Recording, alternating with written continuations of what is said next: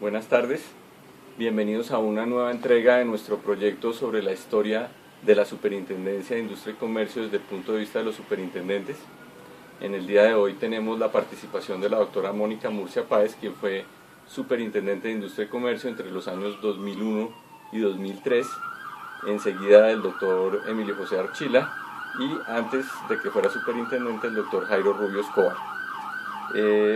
La doctora Mónica Murcia Páez es abogada del Colegio Mayor de Nuestra Señora del Rosario con un curso de seguros en el London School of Insurance, especialista también en legislación financiera de la Universidad de los Andes. La doctora Murcia es hoy en día la directora de la especialización en Derecho de la Empresa y Derecho de los Mercados en la Universidad del Rosario y pues digamos que la encargada del manejo del derecho de la competencia en esta universidad. Ella ha trabajado en la Superintendencia Financiera, trabajó 5 años en la Superintendencia de Industria y Comercio, primero como secretaria general y después como superintendente, y hoy en día se desempeña como abogada dentro de su propia firma de abogados, la firma HR Abogados Corporativos S.A., y pues en sus actividades académicas en la Universidad del Rosario. Damos la bienvenida pues a la doctora Murcia y estamos muy contentos de poder realizar esta entrevista que le va a dar a nuestros oyentes e interesados en este tema de libre competencia una perspectiva sobre la aplicación del derecho de la competencia en esta época tan importante. Le vamos a preguntar a la doctora Murcia cuál era el contexto jurídico y político del país cuando llegó a la Superintendencia de Industria y Comercio y sobre los cargos que desempeñó en la entidad. Adelante. Bueno, primero que todo, buenas tardes y agradecerle al doctor Miranda por esta invitación, esta iniciativa de poder mostrarle a la gente joven, como usted me explicó, qué es el tema de competencia, cuál es el contexto, digamos que contarle algunas anécdotas de lo que ha sucedido en los últimos años, pues me parece totalmente interesante y oportuno. En cuanto a mi entrada a la superintendencia, yo entré en el año 98, yo entré con el doctor Emilio José Archila, él era el superintendente, yo era la secretaria general de la superintendencia. La superintendencia venía en una etapa, en el tema de competencia, una etapa donde no había investigaciones, donde pues no se estaba moviendo mucho el tema de competencia, la verdad había otras prioridades en otros temas de la misma superintendencia y para nosotros era una prioridad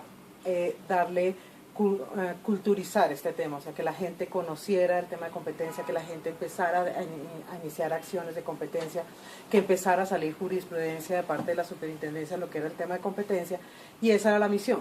Pero para tener esa misión algún éxito, necesitábamos que tuviera gente, que la infraestructura de la superintendencia, que venía pequeñita, que venía pues de ser digamos una superintendencia pequeña, sin muchos recursos, sin mucha tecnología, sin mucha gente especializada, había que crecer de alguna manera, había que involucrar gente que quisiera el tema, que le interesara, que el tema le resultara relevante y pues que se volviera llamativa para un profesional recién egresado donde dijera, trabajar en la superintendencia en el tema de competencia me parece importante.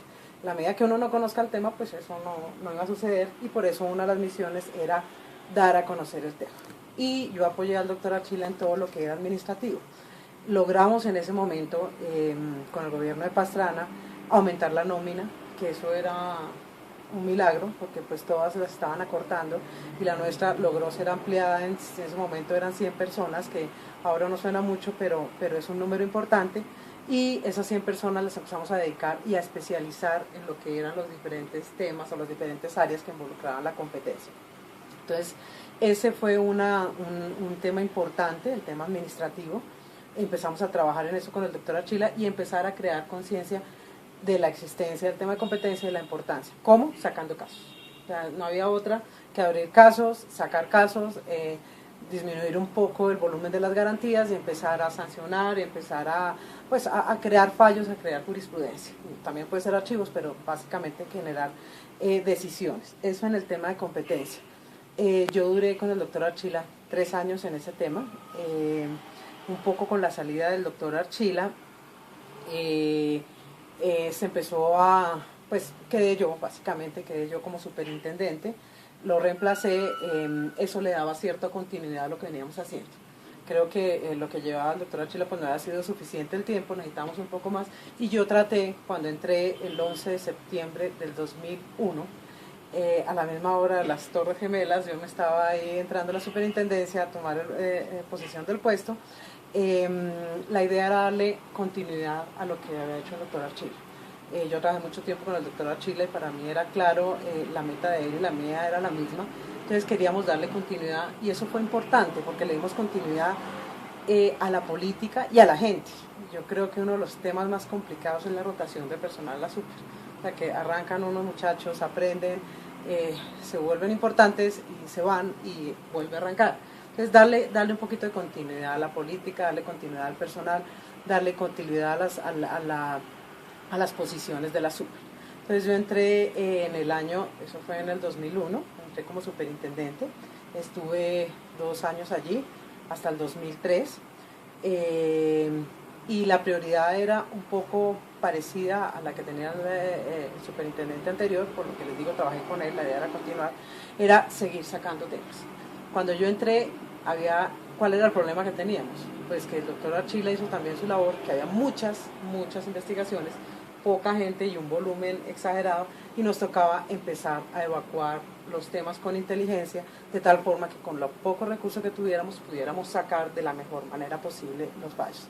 Entonces, digamos que retomé la superintendencia en esas condiciones y con una política de sacar casos y de llevarlos a su culminación. Doctora Murcia, enseguida quiero preguntarle sobre los principales logros de su administración, los principales retos y problemas que usted encontró y los principales casos que se hayan, o las principales políticas que se hayan podido desarrollar durante la época de su superintendencia.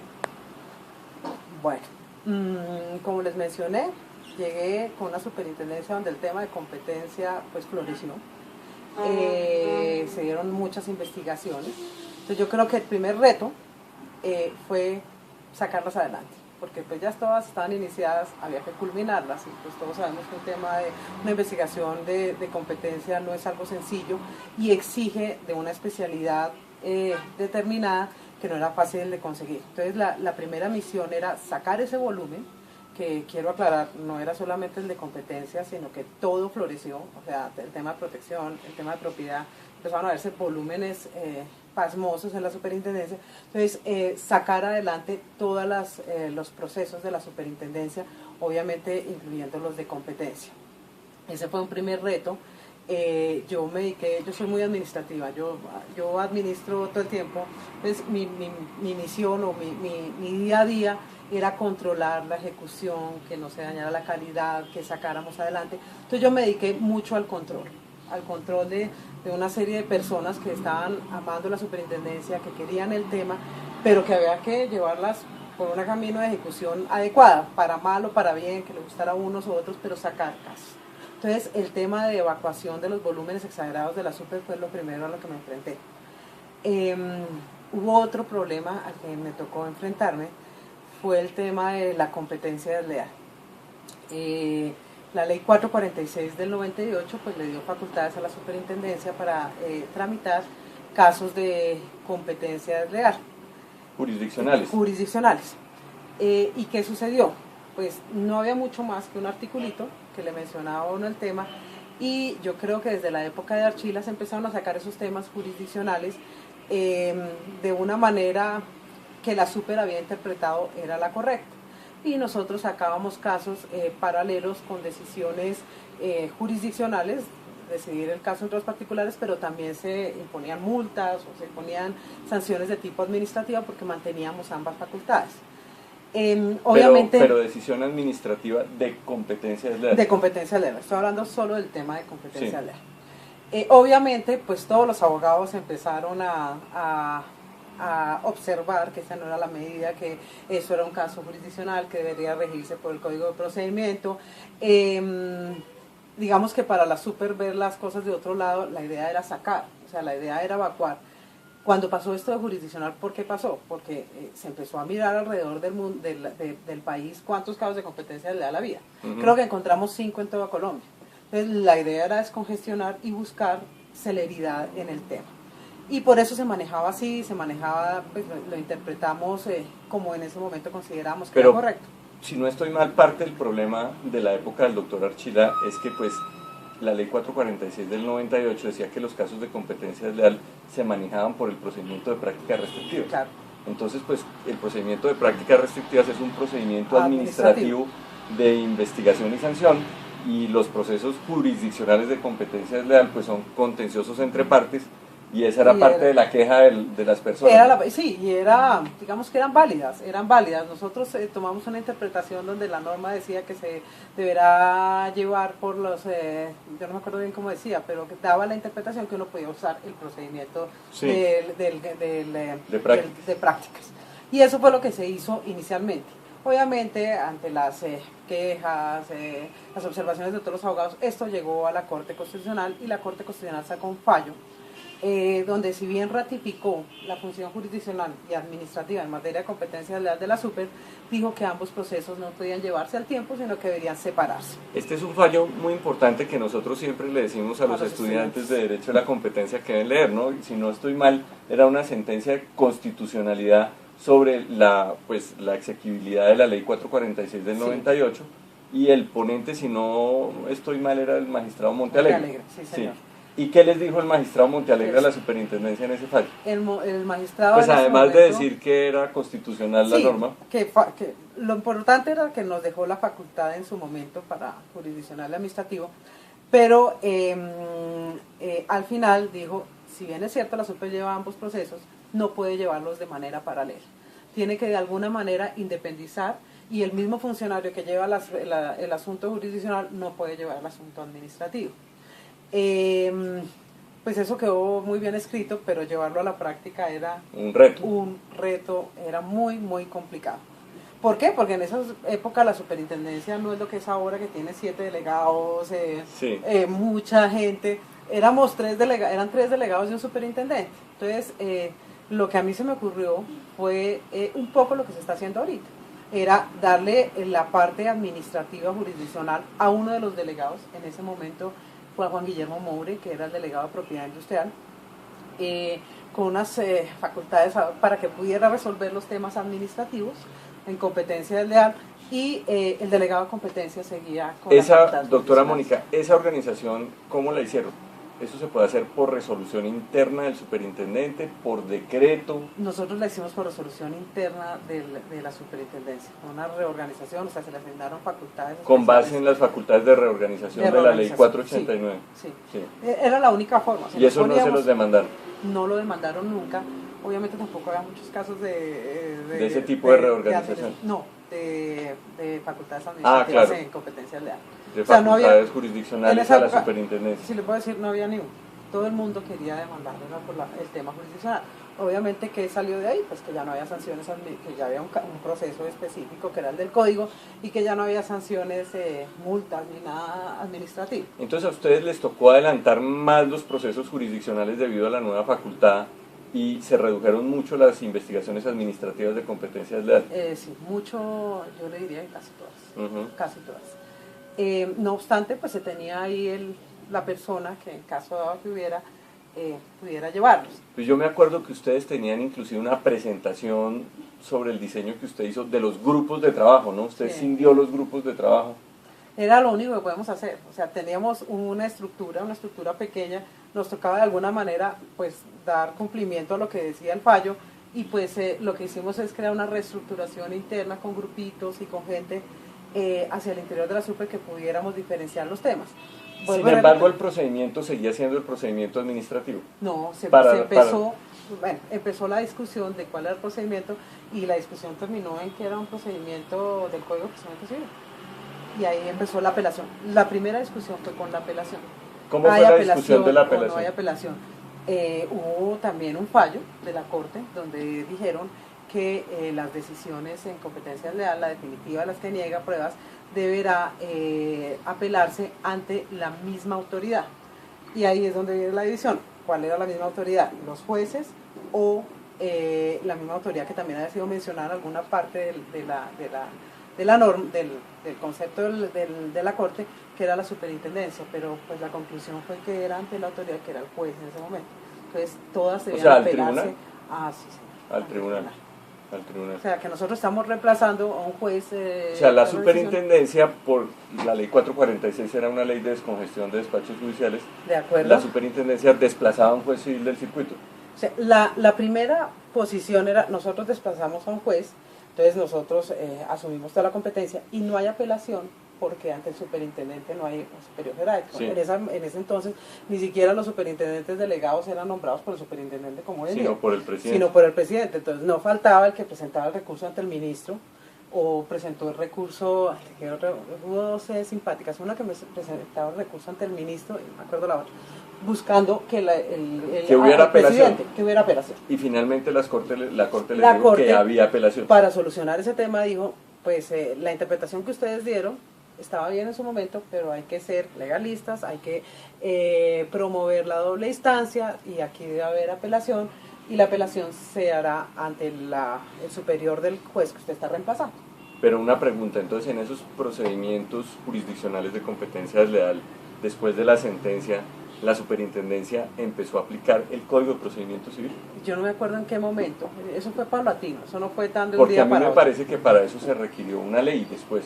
Eso fue posterior. La ley 632, creo, si no sí. estoy mal, pues, o algo así. Yo no me acuerdo en qué momento, pero ese fue el arranque para llegar allá. A llegar al tema.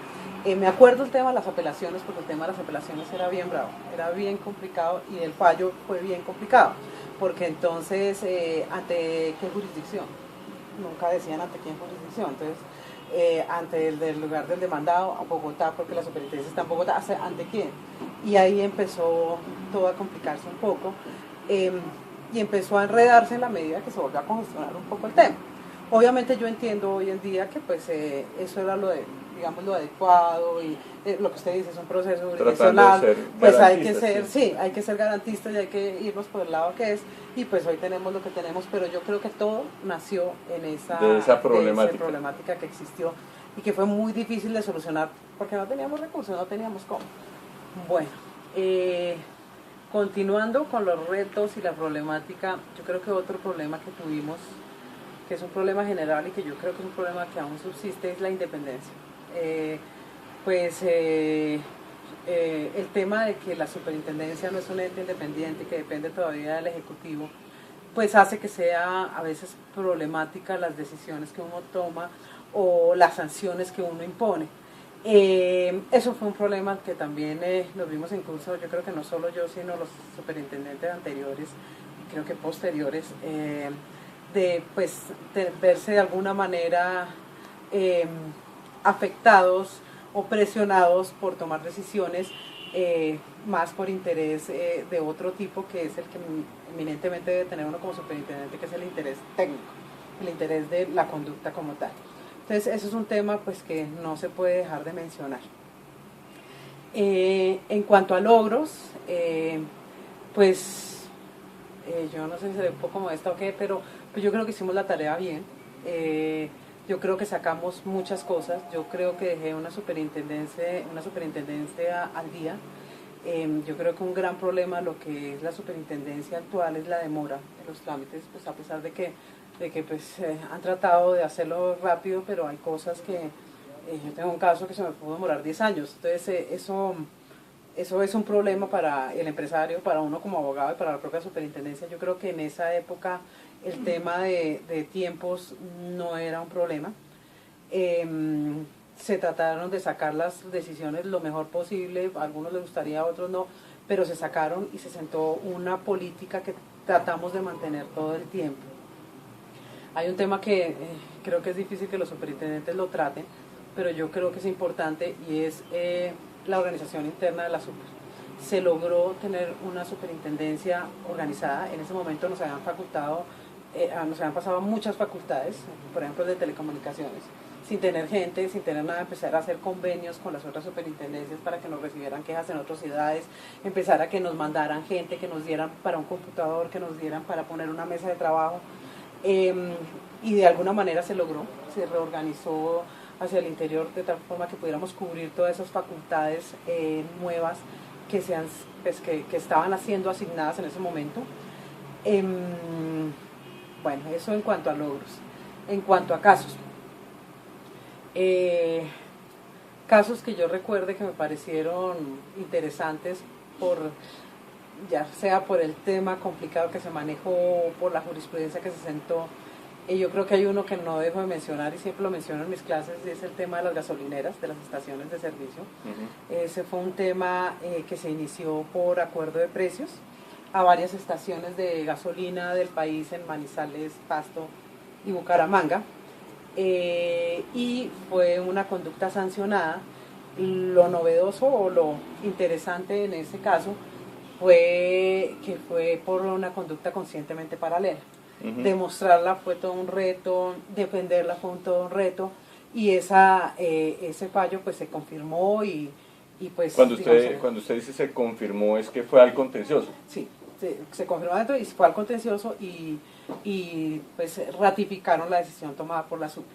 Fue bien interesante porque el tema probatorio fue muy pues difícil de manejar. Estamos hablando de 8 estaciones por cada ciudad, estamos hablando como de 20 y pico estaciones, y pues el tema de una práctica conscientemente paralela es siempre difícil.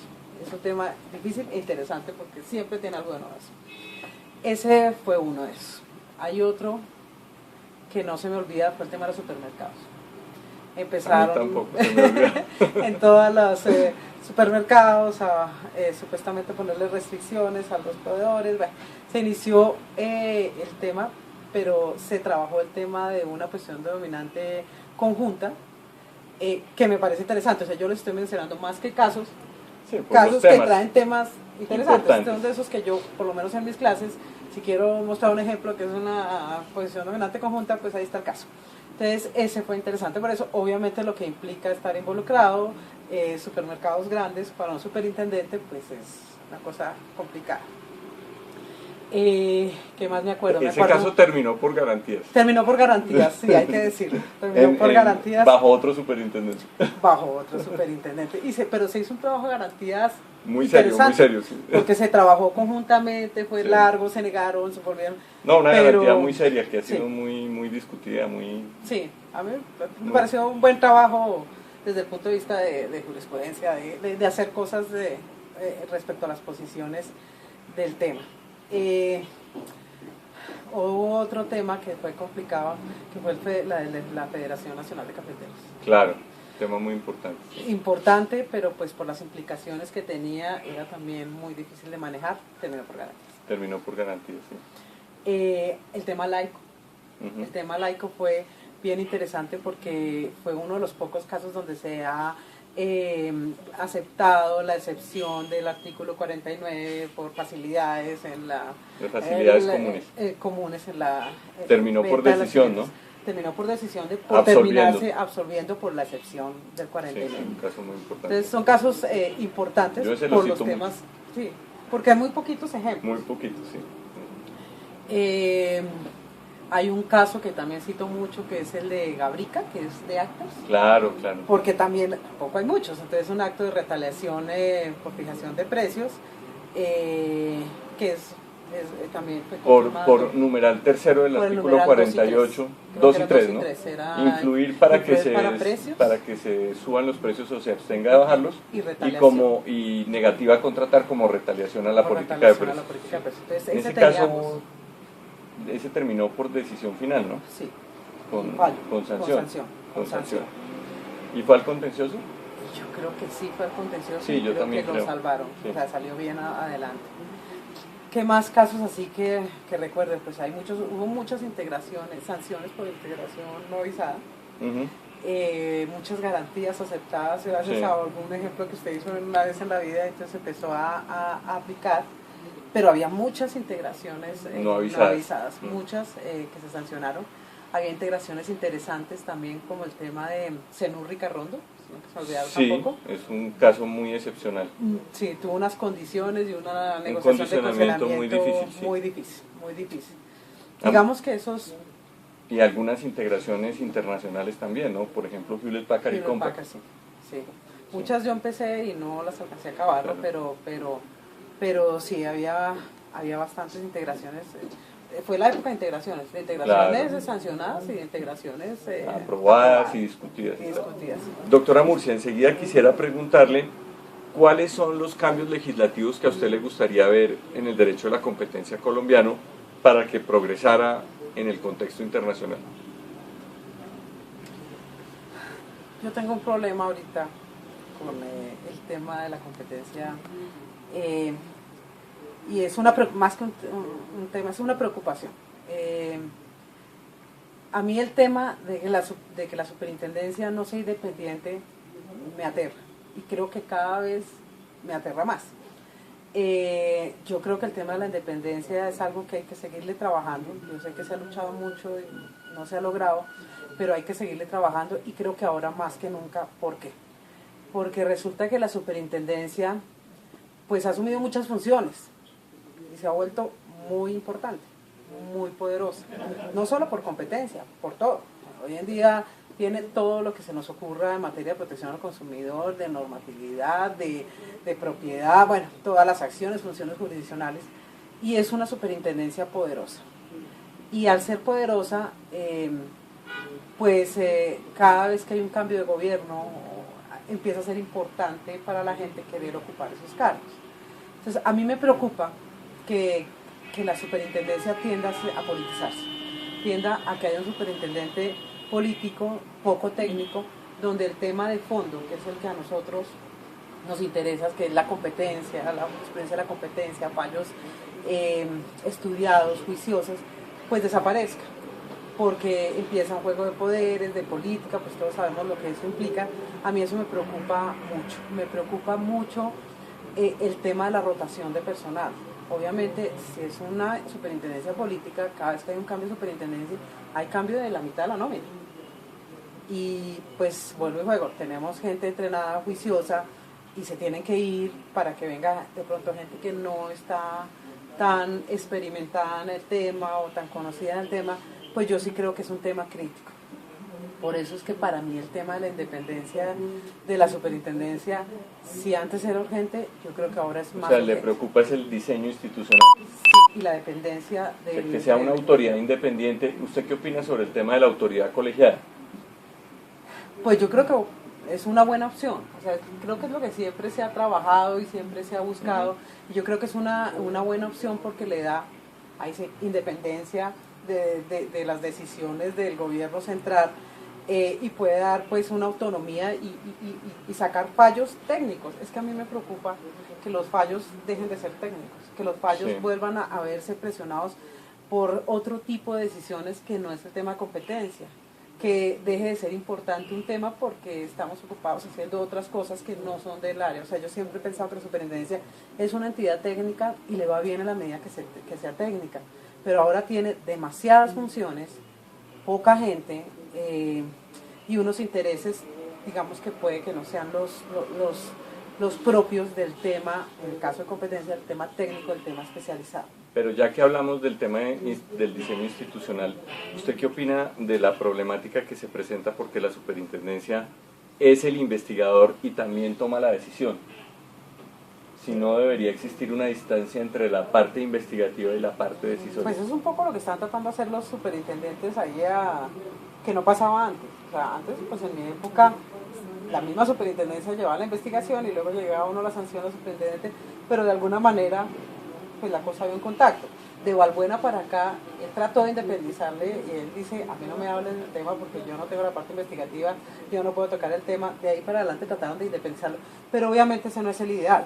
Pero a mí me parece que inclusive se ha retrocedido, porque es que bajo el 2153, como usted nos lo dijo antes, el superintendente nombraba al delegado, y a partir de la época del doctor Rubio ya el superintendente lo nombra, el superintendente delegado lo nombra el propio superintendente de Industria y Comercio. Depende de él. También hay un reglamento hoy en día de la superintendencia donde dice que una de las funciones del superintendente delegado es proyectarle la decisión final al superintendente. Sí, que entonces, es un error. Sí, yo creo que hay que, o O sea, yo no sé si yo voy más allá, pero yo creo que el tema de competencia hay que sacarlo así. O sea, ¿me entiende? Es muy, ya es demasiado. O sea, uno compartir con protección al consumidor. Yo peleaba o defendía esa teoría cuando entré a la super. Claro, ¿por qué están todos juntos? Porque todos tienen que ver con el consumidor, porque todo tiene que ver. Pero estamos en un punto donde la superintendencia tiene todo. Sí. Tiene áreas data, tiene postal, tiene telecomunicaciones, tiene propiedad industrial, tiene las jurisdiccionales, tiene todo lo de protección. O sea, se volvió un monstruo gigante y tiene competencia. Entonces usted propondría que se sacara el tema de competencia a una autoridad independiente. Sí, yo creo que el tema de competencia ya creció. Tiene suficiente entidad. Ya creció para ser independiente y ahí sí buscar, digamos, dos instancias para que uno haga la parte instructiva y la otra la parte decisoria. Pero yo creo que ya tiene edad, ya tiene mayoría de edad. Y es que la verdad... Bueno, el año pasado celebramos los 20 años del 2153. Sí. Es que es muy complicado. La superintendencia como está ahorita tiene demasiadas cosas y pocos recursos y poco personal y una sola persona pensando sin número de temas. Entonces yo pienso que ya superamos el tema de sacar la 1340, el chéverismo, pero creo que ahora hay que hacer un tema estructural de quién maneja ese tema, de independizarlo un poco, de darle gente... darle una estructura viable para que siga, la idea, para que sirva no solamente a nivel nacional, sino a nivel internacional, para que podamos salir y mostrarlos. Es que interesante la reforma mexicana donde el presidente Peña Nieto pues está dándole el nivel del Banco Central y una independencia muy grande a la autoridad de competencia. Sí, yo creo que ya estamos en de verdad, la 1340 le dio además unas facultades en materia de competencia bien importantes, una responsabilidad muy grande para tenerla a un grupo así de grande en la Superintendencia de Industria y Comercio. Pues con todo respeto, yo trabajo en la super y son gente muy pila, pero son gente que a veces les toca trabajar con las uñas porque tienen toda una entidad de 600 personas alrededor. Doctora Mónica, una pregunta obligada es, ¿qué opina usted de la criminalización del derecho de la competencia? La verdad, pues podría ser una herramienta interesante. Pues todos sabemos que en Colombia las cosas que no se sancionan o que no tienen una imposición sancionatoria fuerte, pues la gente no la respeta. No obstante, no me parece urgente ahorita, porque creo que el 1340 estableció unas multas tan cuantiosas que ya ha hecho que la gente se preocupe y cree sus infraestructuras internas y sus cuidados para no cometer este tipo de conductas. Entonces, no la descarto del todo, pero no me parece urgente ahorita. El 1340 está reciente y creo que la gente tiene suficiente temor a lo que les pueda ocurrir con la conducta y están tratando de solucionar su estructura interna para no cometer como antes, que había un desconocimiento total. Entonces, pues me parece interesante, pero no me parece urgente. Doctora Murcia, uno de los problemas que se perciben en el derecho de la competencia colombiana es que no existe un mecanismo claro y específico para que las personas que resulten vulneradas por las prácticas restrictivas de la competencia puedan recobrar los perjuicios que se le ha ocasionado, como si existe en los Estados Unidos con el sistema de los treble damages y las acciones privadas. ¿Usted qué opina de esta situación y qué haría para cambiar la situación o cómo le parece que debería evolucionar este tema? Pues yo sí creo que la evolución la indemnización de perjuicios debe ser un paso siguiente. O sea, me parece hasta más importante que el tema de penal. Yo siempre trabajé en las dos superintendencias antes de que tuvieran las facultades jurisdiccionales. Una de las grandes frustraciones era que uno no podía hacer mucho. O sea, que uno no, al señor que está con un perjuicio, uno pues no podía más allá de imponer una multa, pero nada se lo solucionaba a la persona. Entonces yo creo que sí es un paso que se debe seguir, que se debe mirar a ver si puede entrar a tener esa facultad o cómo desarrollarlo, pero sí creo que el tema de poder resolverle ya una afectación económica a una persona específica sí me parece importante. Muchas gracias. Doctora Mónica, quisiera preguntarle como última pregunta de la entrevista, ¿cómo percibe usted la Superintendencia de Industria y Comercio dentro del contexto de las autoridades de competencia en Latinoamérica y el mundo? Ok, en Latinoamérica me parece que a pesar de las dificultades que tiene la superintendencia, pues es una superintendencia reconocida, importante, con fallos de fondo, que se falla, o sea, es cierto todos los, pues, digamos, dificultades que estamos teniendo ahorita y que podemos tener a futuro, pero no se puede negar que es una superintendencia juiciosa, estudiosa, que tiene fallos importantes y que se ha arriesgado, yo creo. Yo creo que se ha arriesgado en muchos casos a sacar fallos bien importantes contra la voluntad de mucha gente. Entonces yo creo que es una entidad, si se puede decir así, valerosa y que ha tenido un desarrollo bien importante desde el punto de vista de Latinoamérica. Ya en el mundo, pues obviamente sigue manteniendo su importancia, pero vuelvo al tema de la dificultad de la independencia, Claro. de la dificultad que tiene la toma de decisiones importantes para un país o que pueden tener unas implicaciones económicas bien importantes. Yo creo que hoy mismo con la 1340 todavía da miedo aplicarla en su totalidad. Todavía no es algo que nos hemos lanzado al agua del todo, no.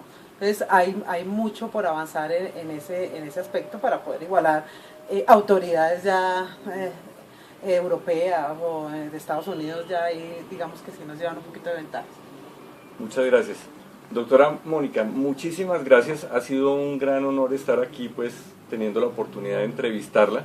Y pues ya que estamos hablando tanto de la superintendencia, solamente quiero preguntarle cómo hacen en las diligencias de testimonio en la superintendencia. ¿Tiene usted algo más que agregar o complementar a lo que nos ha explicado tan interesante en la tarde de hoy? No, la verdad no. La verdad creo que todo está más o menos dicho. La verdad es que creo que la superintendencia ha hecho una importante labor en todos estos años, desde el 2153 que yo oí al doctor Montealegre hablando hasta el superintendente actual, todos en su estilo y en su forma, creo que todos han hecho una importante labor, le han dado énfasis a una u otras cosas, y creo que es importante que tratemos que se mantenga así, que se mantenga como una entidad especializada, una entidad técnica, una entidad donde el tema, en este caso de competencia, sea lo fundamental y no otro tipo de decisiones. Muchas gracias.